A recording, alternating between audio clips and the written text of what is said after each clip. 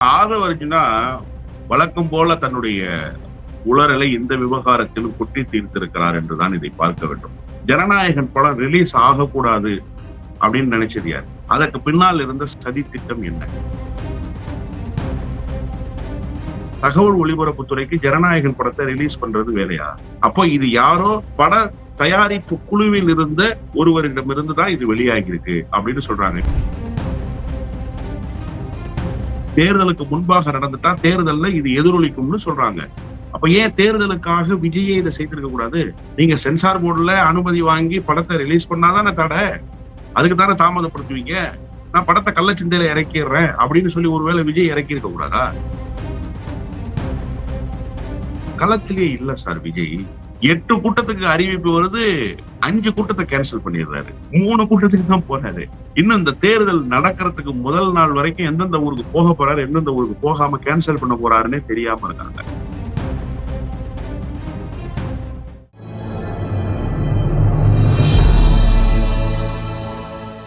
Tamil news நேயர்களுக்கான முடக்கம். இன்றைய சிறப்பு நேர்காணலில் நம்ம இணைந்திருப்பவர் திராவிட வெற்றி கழகத்தினுடைய முதன்மை செயலாளர் மரியாதைக்குரிய வல்லம் பஷீர் சார். சார் வணக்கம். வணக்கம்.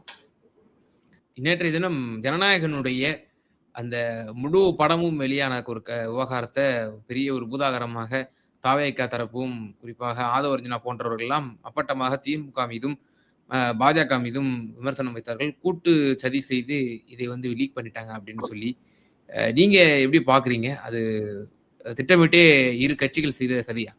இல்ல, ஆதவர்ஜுனா வழக்கம் போல தன்னுடைய உளறலை இந்த விவகாரத்திலும் கொட்டி தீர்த்திருக்கிறார் என்றுதான் இதை பார்க்க வேண்டும். ஜனநாயகன் படம் ரிலீஸ் ஆகக்கூடாது அப்படின்னு நினைச்சது யார்? அதற்கு பின்னால் இருந்த சதி திட்டம் என்ன? இதே ஆதவர்ஜுனாவுடைய பாணியிலேயே நான் சொல்றேன். திமுக தான் சதி செய்து, பாஜக தான் சதி செய்து படத்தை வரவிடாம பண்ணிட்டாங்க. இந்த குற்றச்சாட்டு தானே ஜனநாயகன் தரப்பினுடைய குற்றச்சாட்டு, விஜயினுடைய குற்றச்சாட்டு. ஏன்னா விஜய் இதுவரைக்கும் ஜனநாயகன் குறித்து பேசவே இல்லை. விஜய் தரப்பில் இருந்து பேசப்படுகிற செய்தி பாஜக தடுத்து நிறுத்துது. இப்ப படத்தை யார் ரிலீஸ் பண்ணிட்டா? பாஜக ரிலீஸ் பண்ணிடுச்சு. அதுவும் யாருக்காக ரிலீஸ் பண்ணிடுச்சு? அதிமுக ஆட்சிக்கு வர வேண்டும் என்பதற்காக உதயநிதி ஸ்டாலின் அழுத்தம் கொடுத்து பாஜக ரிலீஸ் பண்ணிடுச்சு.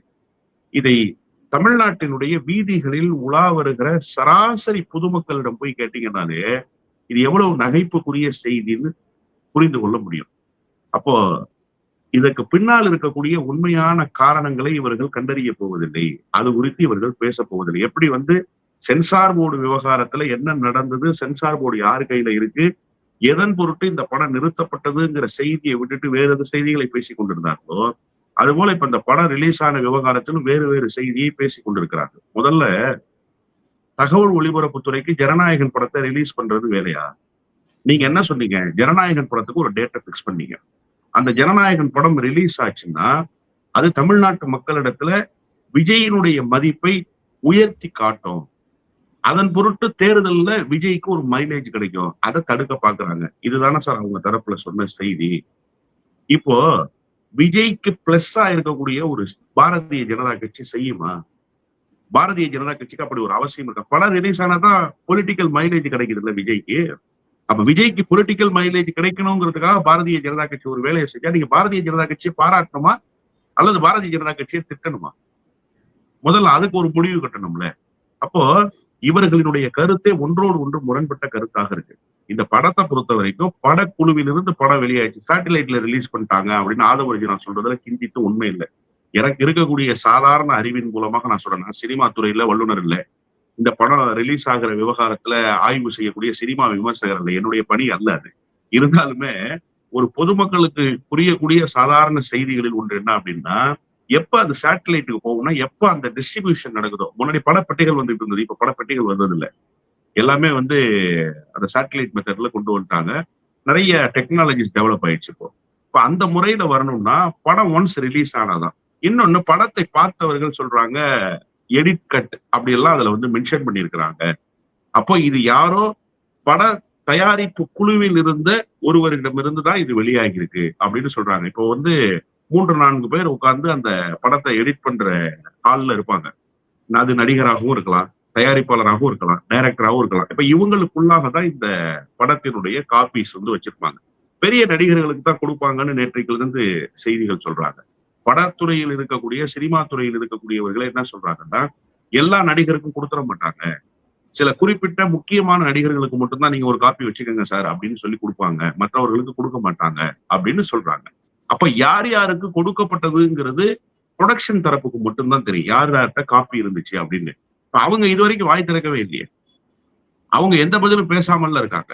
இத அப்படியே நிசப்தமாக வேடிக்கை பார்க்கறாங்களா? அப்ப அவங்க எதுக்காக காத்திருக்காங்க? நீங்க உடனே ரியாக்ட் பண்ணணும்ல சார். உடனே அதுக்கு பதில் சொல்லிடலாமா சார்? ரூ. 350 கோடி, ரூ. 500 கோடி அப்படின்னு ரேட் எல்லாம் பிக்ஸ் பண்றாங்க இதனுடைய செலவு. அது எவ்வளவுன்னு உண்மையா நமக்கு தெரியாது. நியாயமா என்ன பண்ணணும் விஜய்? இந்த படத்துக்கு உண்மையிலேயே எவ்வளவு செலவு செய்யப்பட்டதுங்கிறதையாவது அவர் சொல்லியிருக்கணும். அவர் ஊழல், லஞ்ச லாவண்யம் குறித்தெல்லாம் பேசுவாரு. இதுல எவ்வளவு செலவு பண்ணியிருக்காங்கன்னு சொல்ல மாட்டாரு. ஏன்னா கருப்பு பணத்தை செலவு பண்ணியிருப்பாங்க. வெள்ளையா செலவு பண்ணது ரொம்ப கம்மியா இருக்கும். அப்ப வெளியில சொல்ற பட்ஜெட் ஒண்ணு. உண்மையிலேயே இன்டர்னலா ஒரு பட்ஜெட். இது எது உண்மை, எது பொய்ன்னு தெரியாது. What ever it is. 350 கோடியாக இருக்கலாம், 500 கோடியாக இருக்கலாம். அப்ப அந்த பணத்தை போட்டவர்கள் அது குறித்த கவலை உணர்வை வெளிப்படுத்தணுமா வேணாமா? ப்ரொடக்ஷனுக்கு தானே தெரியும் யாருக்கிட்ட காப்பி இருந்துச்சுன்னு. சரி, இன்னொரு கேள்வி இயல்பாக எழுது. இப்ப ஊரே பார்த்துருச்சு படத்தை. இன்னும் ப்ரொடக்ஷன் தரப்புல பார்க்கலையா?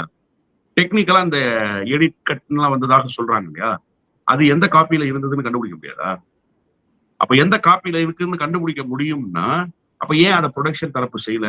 அப்ப விஜயினுடைய அழுத்தத்தால் அதை செய்யாம இருக்காங்களா? விஜய் தான் திட்டமிட்டு ரிலீஸ் பண்ணிட்டாரா? ஏன்னா அவருக்கு பொலிட்டிக்கல் மைலேஜ் கிடைக்கும்னு அவருடைய தரப்புல இருந்தே சொல்றாங்க. இது தேர்தலுக்கு முன்பாக நடந்துட்டா தேர்தல்ல இது எதிரொலிக்கும்னு சொல்றாங்க. அப்ப ஏன் தேர்தலுக்காக விஜயே இதை செய்திருக்க கூடாது? நீங்க சென்சார் போர்டுல அனுமதி வாங்கி படத்தை ரிலீஸ் பண்ணாதானே தடை.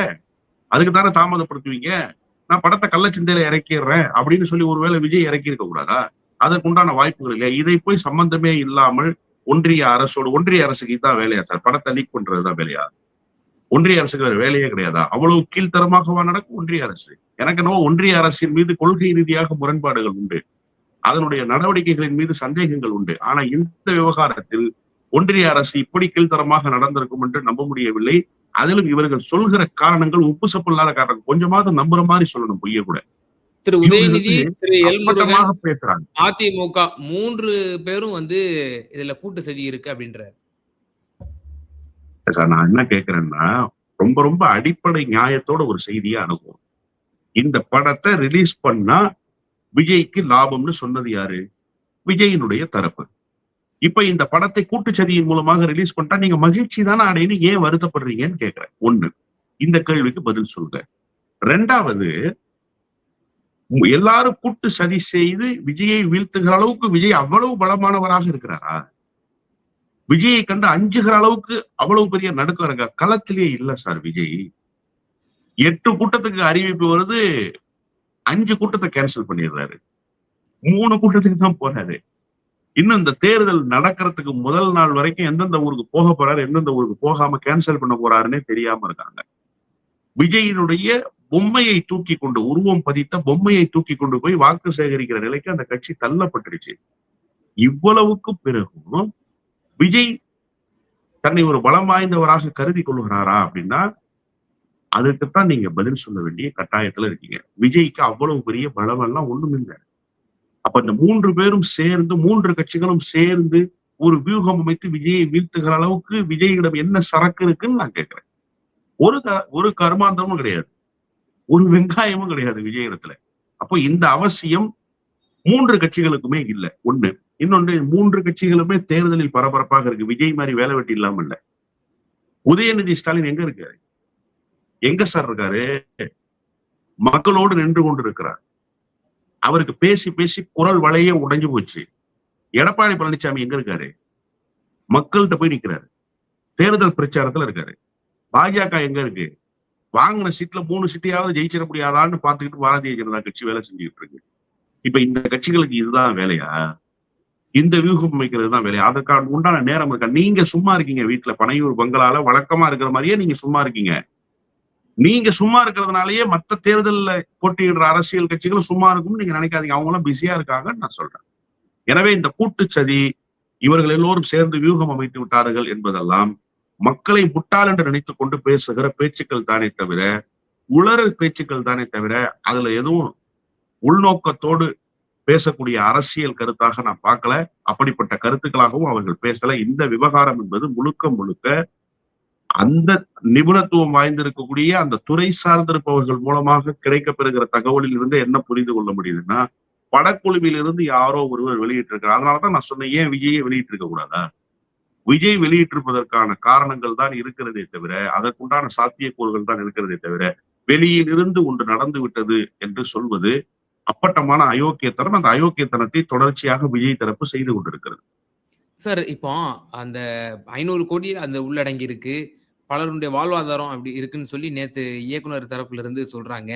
அப்ப அப்படிப்பட்ட ஒரு படத்தை விஜய் தரப்பு விஜய் திட்டமிட்டே அதை வந்து வெளியிடுறார் அப்படின்னா, அப்ப அவருக்கு வந்து இந்த பொருளாதாரம் அது சார்ந்த கெயின வந்து இத பொருட்படுத்தல. மாறாக பொலிட்டிக்கல் கெயின் தான் அப்ப அவங்களுக்கு வந்து இதுல ஒரு முக்கியத்துவம் வாய்ந்த இந்த படத்த வந்து நம்ம பயன்படுத்திக்கணும். அத வந்து அந்த ஜனவரியிலேயே அவங்க வந்து ஒரு பிளான் போட்டிருக்கிறாங்க. அது அரசியல் காரணங்களுக்காக அது தள்ளி போய் இப்போ எலக்ஷன் கமிஷன் ஆஃப் இந்தியாவோட கட்டுப்பாட்டுக்கு போனதுனால, அது தேர்தலுக்கு பிறகு தான் போட வேண்டிய சூழ்நிலை. அப்ப விஜய் திட்டமிட்டே வெளியிடணும். இத வந்து நம்ம லீக் பண்ணணும் அப்படின்ற ஒரு இது உங்க கருத்தின்படி வச்சோம் அப்படின்னா, அப்ப இதனால என்ன லாபம் கிடைச்சிட போகுது? இப்ப லீக் பண்ணிட்டாங்க. இப்ப இதனால ஒரு 10 ஓட்டு கூட வந்துருமா தாவேகாவுக்கு? அப்படிங்கிற ஒரு கேள்வி இருக்கு. முதல்ல படத்த வந்து தீபாவளிக்கு ரிலீஸ் பண்றதா சொன்னாங்க. அப்புறம் தேர்தல் பொருட்டு தான் அத பொங்கலுக்கு மாத்துனதாக ஒரு கருத்தும் இருக்கு. இப்ப பொங்கலுக்கு படத்த ரிலீஸ் பண்ண முடியல. இப்ப விஜய்க்கு என்ன லாபம்? அவர் வந்து 500 கோடிய கன்சிடர் பண்ணலையா? பலருடைய வியர்வையும், ரத்தமும் இதுல சிந்தப்பட்டிருக்குதே. அத அவர் கன்சிடர் பண்ணலையா? அப்படின்னா, அவர் உயிர்களையே கன்சிடர் பண்ணாதவரு. பலருடைய உழைப்பையா கன்சிடர் பண்ண போறாரு? அரசியல் லாப நட்ட கணக்குகளுக்காக உயிர் போனாலும் பரவாயில்லன்னு நினைச்சவர் தானே சார். கரூர்ல அப்படித்தானே சார் உயிர் போச்சு. இப்ப கூட மேடையில என்ன சொல்றாரு? உங்களுக்கு வலித்தால் என்னுடைய கண்களில் கண்ணீர் வரும். எனக்கு வலித்தால் உங்களுடைய கண்களில் கண்ணீர் வரும். இப்படி வசனம் பேசுறாரு. ஆனா கார்ல அவர் போகும்போது பக்கத்துல தொப்பு தொப்புன்னு விழுறாங்க. நிப்பாட்டி கூட கேட்கல. ஏன் தம்பி இப்படி பண்றீங்க? உங்களுக்கு வலிச்சா எனக்கு கண்ணீர் வருது. இந்த பாருங்க நான் அழுவுறேன். நீங்க விழாதீங்க அப்படின்னு சொல்லணும் இல்லையா? அத கூட அவர் சொல்றதுக்கு தயாரா இல்ல. தொடர்ச்சியாக அவருடைய கூட்டங்கள்ல பலர் பாதிக்கப்படுறாங்க. பலருக்கு மூச்சுத்திணறல் ஏற்படுது. பலர் சாலை விபத்துகள்ல சிக்குறாங்க. அவருக்கு கண்ணீர் வரல. அப்போ உயிர்கள் குறித்தே கணக்கில் கொள்ளாதவர், உயிர்கள் குறித்து கூட கவலை கொள்ளாதவர் எப்படி இந்த பணம் குறித்து சிந்திப்பாரு? அவருடைய பணம் இல்லல்ல சார். புரொடக்ஷன் யூனிட்டோட பணம் தானே. எவன் வீட்டு பணமும் எக்கேடு கெட்டு போறதுக்கு விஜய் ஏன் கவலைப்படணும்? விஜய் என்ன அவ்வளவு பரந்துபட்ட மனம் கொண்டவராக இருக்காரா ஏதாவது விவகாரத்துல? இல்ல. அப்ப விஜய்க்கு என்ன லாபம் இருக்கு? அப்படிங்கிற ஒரு கேள்வி இருக்குல்ல. அவங்க தானே சார் சொன்னாங்க. இந்த படம் வெளியானா தேர்தலில் ஒரு பெரிய மாற்றத்தை அது ஏற்படுத்தும். வாக்காளர்கள் மத்தியில ஒரு பெரிய தாக்கத்தை அது உண்டாக்கும். அதன் மூலமாக விஜய்க்கு ஒரு பொலிட்டிக்கல் மைலேஜ் கிடைக்கும். நீங்க கேட்கறீங்க 10 ஓட்டு கூட கூடுதலா கிடைக்குமா? அப்படி நினைக்கிறாரா அவருன்னு? ஆமா, அவர் அப்படித்தானே நினைக்கிறாரு. அதுதானே சார் கடந்த காலத்துல பேசுறாங்க. ஏன் சார் சென்சார் போர்டு இந்த படத்த தடுத்து வச்சிருச்சுன்னு கேட்கறதுக்கு, விஜய் தரப்பு சொன்ன பதில் என்னன்னா, இந்த படம் ரிலீஸ் ஆயிடுச்சுன்னா, விஜய்யுடைய இமேஜ் எங்கேயோ போயிடும். அதன் பொருட்டு இந்த படத்த வெளியிட்டறக் கூடாதுன்னு சொல்லி தடுக்குறாங்க. அதனாலதான் நாங்க இந்த படத்த வெளியிடுவதற்கு போராடி கொண்டிருக்கிறோம்னு சொன்னாங்க இல்லையா? அத விஜய் தரப்பு நம்புது. இப்படித்தான் இது இருக்கும்னு விஜய் கிட்ட யாரோ அவருடைய ஆழ் மனதில் பதிய வச்சுட்டாங்க. அதனால அவர் என்ன பண்றாருன்னா, இந்த படம் ரிலீஸ் ஆயிட்டா போதும் நம்ம எலக்ஷன் கேம்பெயினுக்கே போக தேவையில்ல. எலக்ஷன் கேம்பெயின ஜனநாயகன் செஞ்சிரும்னு அவர் நம்புறாரு. அதனால அவர் கள்ள சந்தையில அந்த படத்தை இறக்கிட்டாருங்கிற சந்தேக உணர்வு தான் இப்போது இருக்கு. உறுதியாக சொல்ல முடியாது. சார் ரொம்ப சிம்பிள் சார். 3 பேத்துக்கிட்ட இருக்கு காப்பி அப்படின்னு வச்சுக்கோங்க. காப்பி ரிலீஸ் ஆயிட்டா அந்த 3 பேர்ல யாரோ ஒருத்தர் தான் ரிலீஸ் பண்ணிருக்கணும் இல்லையா? வேற யாரோ 3 பேர் இத ரிலீஸ் பண்ணிட்டாங்கன்னு சொன்னா, அந்த 3 பேர்ல 2 பேருக்கு தெரியும்ல யார் ரிலீஸ் பண்ணியிருப்பாங்கன்னு. அவங்க சிரிக்க மாட்டாங்க. அதனாலதான் புரொடக்ஷன் டீம் வந்து ரொம்ப அமைதியாக, நிசப்தமாக இருக்கு. எதுவுமே பேசாம இருக்கு. விஜய் இப்படி எல்லாம் ப்ளே பண்றாரு. நம்ம என்ன சொல்றது இப்பன்னு தெரியல அவங்களுக்கு. மாட்டிக்கிட்டாங்க. எத பேச முடியும்?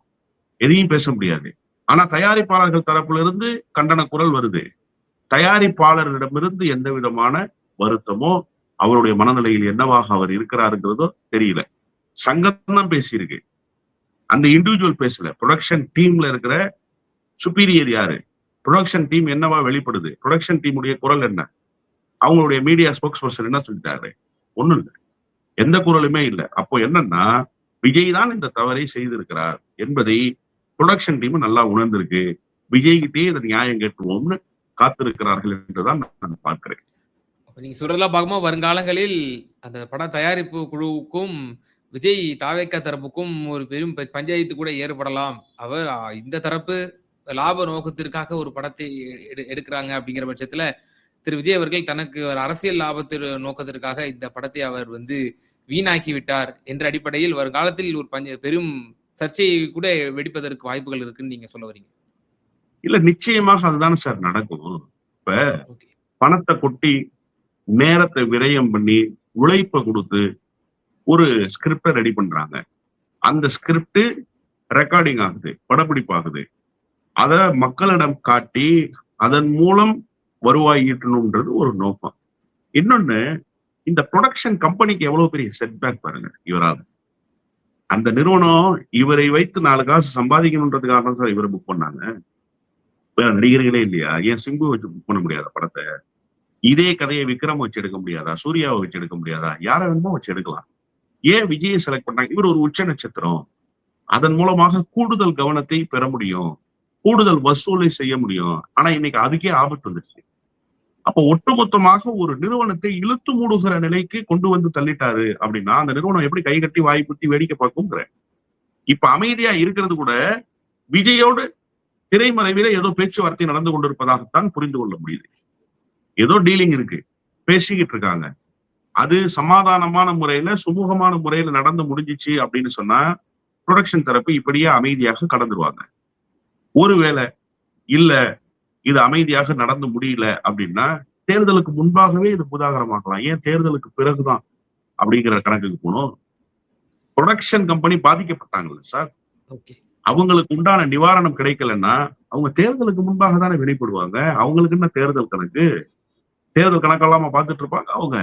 நிச்சயமாக இருக்க மாட்டார்கள். எனவே ஓரிரு நாட்களுக்குள்ளாக இந்த விவகாரத்துக்கு ஒரு உண்மை முகம் கிடைக்கப்பெறும் தான் நான் உறுதியா நம்புறேன். ஏன்னா ரொம்ப காலம் நீங்க வந்து தண்ணிக்குள்ள அமுக்கி வச்சிருக்க முடியாது. வெளியில விட்டு தான் ஆகணும். பந்து மாதிரி நீங்க அழுத்தி வச்சிருந்தீங்கன்னா ரொம்ப காலம் தாக்கு பிடிக்காது அது. எப்போதாவது ஒரு நேரத்தில் அது வெளிவந்துரும். அது வெளிவருவதற்கான நாட்கள் 1, 2 நாட்களுக்குள்ளாகவே இருக்கும்னு தான் நான் உறுதியாக நம்புறேன். ஏன்னா பாதிக்கப்பட்டவர்கள் பெரிய இழப்பை சந்தித்திருக்கிறார்கள். சாதாரண இழப்பு இல்ல. ஒரு நிறுவனத்தினுடைய ஒட்டுமொத்த பொருளாதாரமும் இதுல போய் சிக்கிருச்சு. ஒட்டுமொத்த உழைப்பும் இதுல போய் சிக்கிருச்சு. அந்த சிக்கலுக்கு தீர்வு காண வேண்டிய இடத்தில் இருக்கிற விஜய் அந்த சிக்கலை இன்னும் மேலும் கூடுதலாக மாத்திட்டார் சார். சினிமா இண்டஸ்ட்ரியை பொறுத்த வரைக்கும் வட்டிக்கு வாங்கி தான் சார் தொழில் பண்றாங்க பல பேரு. புரொடக்ஷன் கம்பெனி பல பேருக்கு வட்டிக்கு தான் காசு கொடுக்குறாங்க. இந்த படத்தை ஏற்கனவே ரிலீஸ் பண்ண முடியாம வட்டி கட்டிட்டு இருக்காங்க அவங்க. அதுலயே பெரிய சிக்கல் இருக்கு. மேபி இந்த நிறுவனத்துக்கு வட்டிக்கு வாங்க வேண்டிய கட்டாயம் இல்லைன்னாலும் அவங்க வட்டிக்கு கொடுக்குற இடத்துலயாவது இருப்பாங்க. அதுலயும் நஷ்டம் தான் அவங்களுக்கு. ஒண்ணு இவங்க வட்டிக்கு வாங்கியிருப்பாங்க, வட்டி கட்டி நஷ்டப்படுவாங்க. இல்லைன்னா இந்த படத்தை ரிலீஸ் பண்ணி இந்த பணத்தை வாங்கி அதை இவங்க வட்டிக்கு விடுற வேலையை செய்துவாங்க. அப்ப எப்படி பார்த்தாலும் இவ்வளவு நாள் தாமதமானதே பெரிய நஷ்டம். இதையே அந்த புரொடக்ஷன் தரப்பு ஒத்துக்குச்சு, தயாரிப்பாளர்கள் தரப்பு ஒத்துக்குச்சு, ஏற்றுக்கொண்டது. ஆனா இப்ப கொலாட்ரல் டேமேஜ் வந்துருச்சு, முதலுக்கே மோசம் வந்துருச்சு. இது எப்படி அவங்க ஏத்துக்குவாங்க? கண்டிப்பாக அவர்கள் ஓரிரு நாட்களில் வெளிப்படுவார்கள். நிச்சயமா சார். பல்வேறு விவகாரங்கள்ல எங்க நேயர்களுக்கு ரொம்ப தெளிவா உங்களோட கருத்துக்களை பகிர்ந்தீங்க. ரொம்ப நன்றி. நன்றி.